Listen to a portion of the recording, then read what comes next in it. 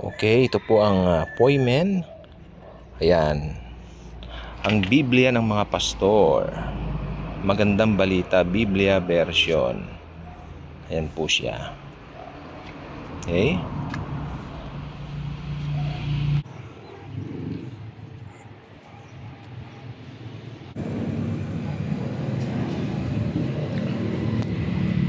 Okay. Atin pong silipin ang Poimen. Maganda pa rin po, kaya lang mas maliit na po ito ngayon kumpara po nung araw. Meron po kaming ganito, yung dati kong ganito, malaki. Ito, yung kasi ang Biblia yon. Salin ng ang Biblia. Samantalang ito, tulad nga po nung nasabi ko, ito ay magandang balita Biblia. Ganyan talaga pagbago. Ayan. Okay. Ayan. Dinulungan ako ng hangin. Meron tayong paunang salita. Ito. Siyempre, ito po ay gawa ng Philippine Bible Society. Ito yung mga contents niya, mga nilalaman. Pansin ko po rito sa bagong aklat na ito, mahirap siyang ibukas. I think you cannot just open it totally as an open book or something like that. You have to, o siguro sa katagalan, I'm not sure about it, but as of the moment, parang imposible siyang buksan ng ganon. Yung parang nakalatag na ganon. Pag gumamit naman ako ng Bible, talagang ganon, nilalatag ko. No. Actually, may dati po, may bumili ako ng dalawang ganito, binigay ko po sa mga kapatiran po natin. Pero ngayon I decided na gusto ko rin magkaroon ulit. Gusto ko magkaroon ng para sa akin naman. So kumuha po ako. Ito po ay sa Shopee. Nagkakahalaga po siya, binayaran ko 765 pesos overall. Kasama na po yung shipping doon, no? Ayan po siya. Yung nagkasalaan tao, nakita. Sa PCBS po. PCBS po yung shop. Actually po sa Shopee din. So maganda po siya. Napakagandang aklat. Pero yung papel po niya, sa tingin ko mas maganda yung papel nung dati. So, may bisita tayo. Gusto mo yan, yung Poimen? Babasa ka ng Poimen, ha? Okay. Come on, you read it. Read it. Okay, that's the words of Jesus. And Jesus loves you. You know that? Jesus loves you. He really do. Okay? Jesus loves you. He died for you on the cross also. Ayan. Yes. Okay. This dog belongs to Jesus. His name is Bruno. Bruno, Jesus loves you. Do you believe it, Bruno? Jesus truly loves you. He cares for you. He loves you very much. Okay, okay. Come on, proceed. Sa pagbubukas na Biblia. Okay, so, hindi ko naman po intention na ibuklat lahat sa inyo. Yes. But, yes. Ayan. Ang nakita ko lang po sa papel niya, parang mas magaspang siya at manipis. Unlike yung dati, yung nung medyo bata-bata pa po kami. Bata pa rin po ako yun, pero mas bata noon. No? Nagkaroon ako ng, nandiyan pa rin po yung poema na yung malaki, ang Biblia. Makinis po siya, tsaka yung printing niya, maganda. Ito maganda rin naman po, maganda rin po. Siguro sa panahon natin ngayon, ito maganda. Ito na po ang mga modern printed Bibles sa days natin ngayon. So, ayan. Okay.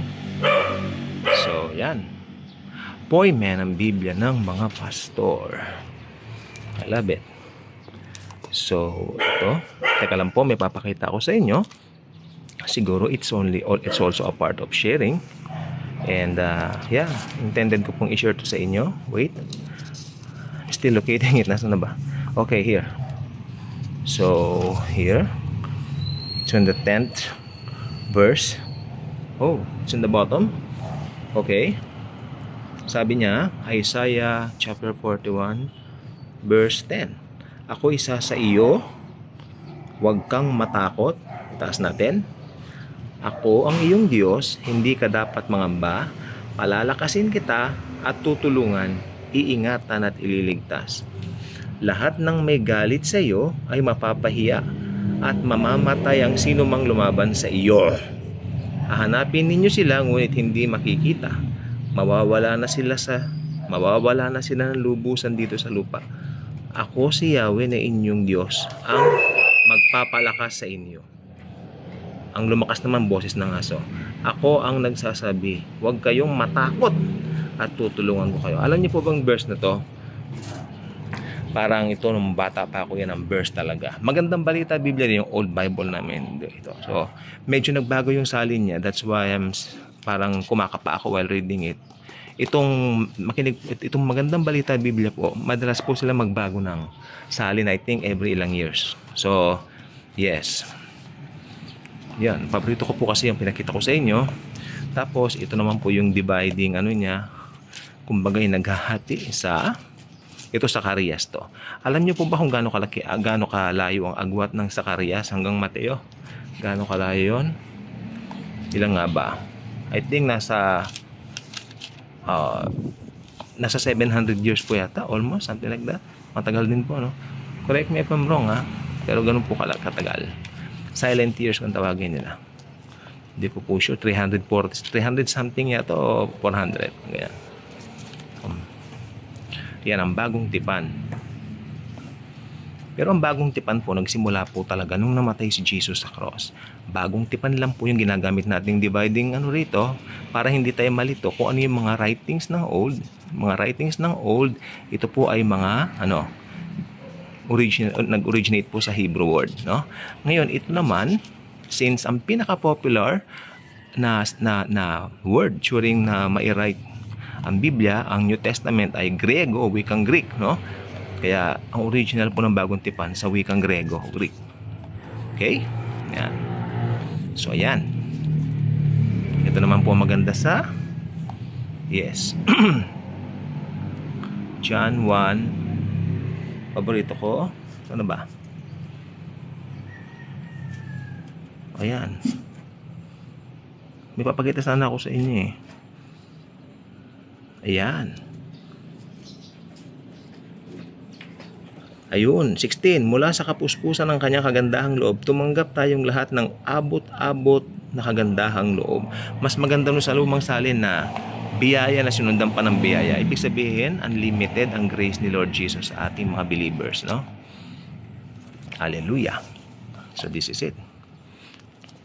Maganda rin po siya. I like the size. Malaki yung dating appointment ko. Pero yon parang yung Biblia yun, talagang ang dami na kasing guhit noon. Very personal lang po kasi kaya hindi ko mapakita sa inyo. Ang dami ng sulat noon. Mga kaibigan ko sumulat doon. May mga, pag nagbabible study kami, may claim kaming verse, sinusulatan din nila yun. Ito, this is mine, you know. So very personal siya. Yun talaga ang ginamit namin sa Bible study namin nung inaabot kami ng gabi. Kalain nyo, alas 12 na nagbabible study. Ganun kami ka-delighted sa words of Jesus. Mga bata pa kami noon, kaya yes, naalala ko po yun. Happy po ako. Diba? So, ito, syempre, ang paborito natin. Tingnan natin. Pamumuhay ayon sa Espiritu. Kaya nga, wala nang kahatulan. Wow. Sabi, kaya nga, wala nang kahatulang parusa sa mga taong nakipag-isa na kay Kristo Jesus. So, nakipag-isa ka na ba sa Panginoong Hesukristo? Wala nang parusa sa'yo. Dahil lahat ng parusa mo, kinuha na ni Jesus sa katawan. Okay. That's very cool. Efeso. Okay. Let's see. Efeso 2. Ayan. Siyempre. If you are born again at hindi mo alam ito, may problema sa'yo. Diba? So, ayan. Basahin muna natin siguro ang 8. Sapagkat dahil sa kagandahang loob ng Diyos, kayo ay naligtas sa pamamagitan ng pananampalataya. At ito'y kaloob ng Diyos sa inyo. At hindi mula sa inyong sarili. Hindi ito bunga ng inyong mga gawa, kaya't walang may pagmamalaki ang sinuman. Kung ano tayo ngayon ay gawa ng Diyos. At sa pakikipag-isa natin kay Kristo Jesus ay nilikha niya tayo para sa mabubuting gawa na inihanda niya noong una pa man upang gawin natin. Medyo ibang pagkasalin, makabago po siya. Pinalitan nila yung iba. Pero maganda pa rin po, nandun pa rin po yung pinakapuso niya. Meron kami magandang balita Biblia dati, talaga. Nandiyan pa rin po yung mga litrato na parang mga kalbo na mga drawings. Yun. Nandiyan pa rin po yun. Ginagamit ko pa rin minsan. Lumang-luma na talaga. Ginamit pa yun ng mother ko noon, tsaka father ko. So, Ganda. So, yan. Ang maganda po rito, syempre mayroong mga gawaing pastoral tayo makikita, talaan ng mga salita. Siyempre yung talaan ng mga salita, mga kronolohiya, mga chronological. Yan. Ayan, talaan ng mahalagang paksa, meron tayo dito. Ang ganda niyan. Tapos, may tinitingnan ako, nasaan na ba? Huwag niyo sabihin din nilagyan ng ganito. Ayun! Ang pastor at ang kanyang pananalangin. Although ako syempre, ang paniwala ko, hindi ako naniniwala dun sa isang tatayong pastor, no? Kasi naniniwala ko lahat tayo pwedeng gumawa ng pagpapastor. Ayan. So, huwag na tayo magtalo, no? Ang panalangin sa buhay ng pastor. Ayan. See? Ganda. Nandun pa rin po yung mga features niya. Hindi nila pwedeng alisin yan kasi hindi na siya Poimen Bible pag tinanggal to. Isang napakaalagang paalala. Ayan, ito. Ang pastor at kanyang pangangaral. So, yan.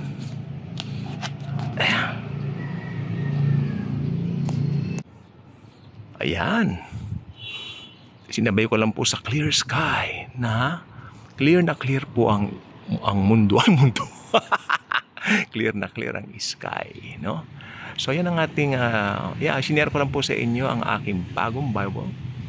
Bagong luma. Dahil tagal na rin po kami ganito, no, luma. So, pero ito bago po to ka-order ko lang kahapon. Nag-order ako kahapon, dumating po agad ngayon. So, ano po siya, sa Shopee po siya, pero PCBS po siya, located po rito sa Diamond Building sa Cubao. Yung physical shop niya kung gusto niyong pumunta, no?